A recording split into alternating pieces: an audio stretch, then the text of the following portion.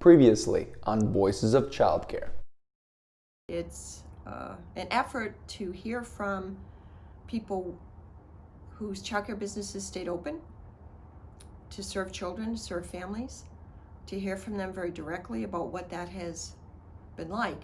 We've been talking about it certainly, but when you hear directly from the people who are on the front lines, it's very different, it's very powerful, and I think people will find it very moving.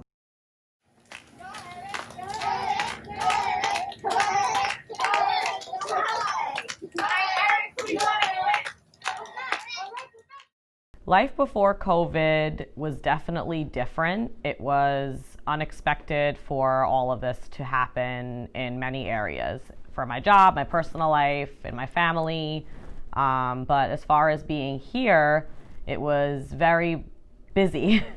A lot of kids, a lot of people, a lot of interaction, a lot of hugging and kissing and touching each other.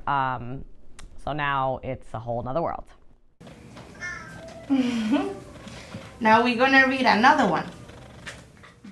Enrollment was very, very good. At Effective, we were at full capacity, and we were operating, on normal days. Schedules are going good. Staffing was great. We had a good curriculum going on. Children were engaged, and we were doing really, really, really, really, really, really well. Then COVID hit. I'd say before COVID, life was, you walked in, there were a million kids greeting you, everyone smiles, happy, and there was a lot, it was lively. There was a lot of talking. Every classroom you went into, there was a child running up and hugging you. And it was a complete shift from night and day. It was March, and we started hearing about cases of COVID, and we initially didn't think that it was going to impact us all that much. And then there was a large number of cases in Westchester, and parents started becoming very frightened. So at the time we had close to 80 students, and within a period of about 2 weeks in March, that dropped to 30 students attending. Parents were keeping their children home. And we wanted to stay open because the people we were serving were really relying on the care. Okay. Let's go wash your hands, okay? Thank you. Bye, Catherine. Say bye, Daddy. Have a great day. All right, you too. One by one, parents were calling about the concerns regarding COVID. At that time, it was just COVID just came out and the restrictions just came in. So we didn't know what to expect. But one by one and week by week, there was children that were not coming. Parents did not feel comfortable. And I wasn't quite sure where we were going with this. It's every week something changes. During COVID, I should say, when you walked in, it was vacant almost. There were empty classrooms, maybe 5 children in one classroom, 2 in another. Half the staff was here. Some staff didn't feel comfortable to come in. Some staff felt they had no choice but to come in. They didn't want to let the children and the families down. But it's, we're here for the kids. We want to keep their routine as consistent as possible. We want to give them as much of a sense of normalcy as possible.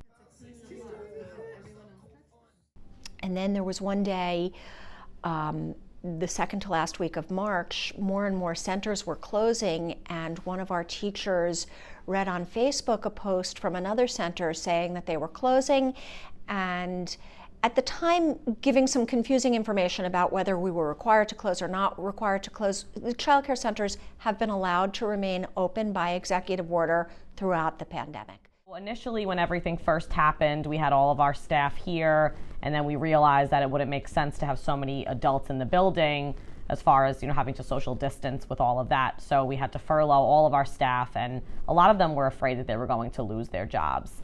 We did ensure them that they were going to be coming back once the children were returning and once we had the clearance from everywhere to be able to have everybody in the building again. By the third or fourth week, we had dropped enrollment. We had about 7 children in care. 2 families came to me in tears and said that they lost their jobs. And I just could not stop them from coming.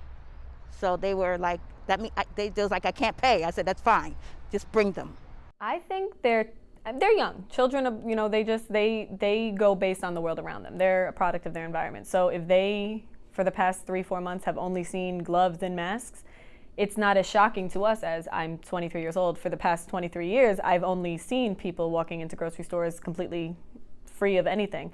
So I think that they've definitely realized things have changed. No doubt, things have definitely changed. But I think to them, it's still kind of new and exciting. You know, they get to wear a cool mask with a cool, pretend they're a ninja, and they tell me that, they washed their hands 15 times yesterday. And it's, sing your favorite song as you wash your hands. It's exciting to them, but I think, kids are kids. I don't think that they're scared. We don't want them to be scared of anything. So we want to introduce it to them as this is a way to keep you safe, and this is a way to keep you free of germs.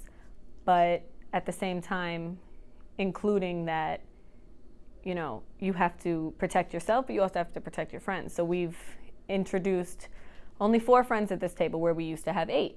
We're only 2 friends in the center where we used to have 4. So it's a change, and they're handling it really well. Staff, though, were confused and were afraid as to whether it was safe. And so we were closed for 8 days, the end of March. We came back Monday, March 30th. It was the 8 days, working days prior to that we were closed. During that time, we did a deep professional cleaning, a deep professional disinfecting, and I did a lot of soul searching about what I wanted to do with the center. I spoke with the Office of Children and Family Services. I spoke with the Child Care Council of Westchester. We reached out to the Department of Health. We were reading about what centers were doing and what were the possibilities, and we decided to open. We drafted very careful health and safety protocols that we knew were going to evolve as we implemented them.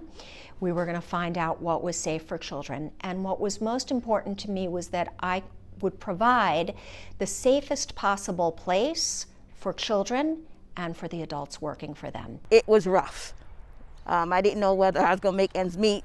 I called, the dealers and got extensions on my car. I did what I needed to do to survive that first month. Then after that, I started to look on the news and calling Child Care Council constantly, asking for guidance and direction, and they pretty much told us day by day, week by week, what was going on.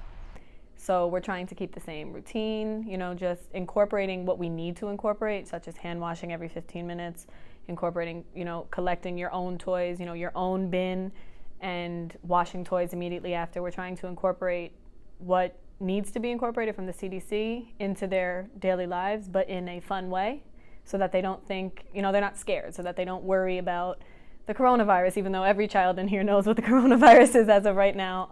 That it gets people sick really bad. And how can you not get sick? You can wash your hands, and you have to brush your teeth a lot. I'm washing my hands really well. Well, let me see how you wash your hands.